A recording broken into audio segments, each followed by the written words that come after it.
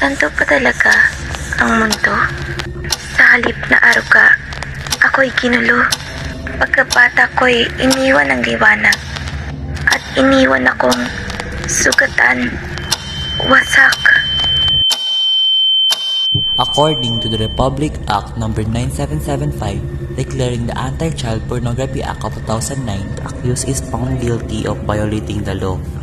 Wala kang hiya! Dapat sa'yo makulong ka! What really happened, Sam? Tell us.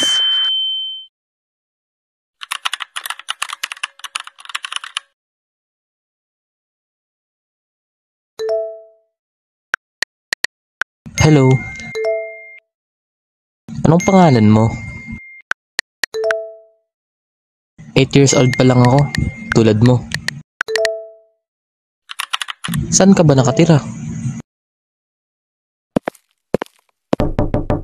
Nak, anong ginagawa mo dyan? Tumayo ka na at kakain na tayo. Paalis ako ha. Huwag ka magpapapasok ng sino mang tao dito. At baka ano pang mangyari sa'yo.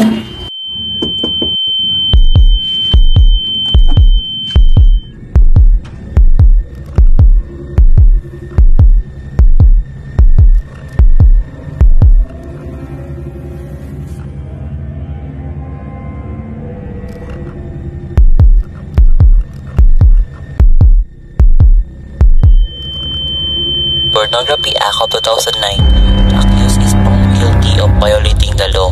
The court hereby sentences the accused to imprisonment of 12 to 20 years and a fine of 1 million to 2 million pesos.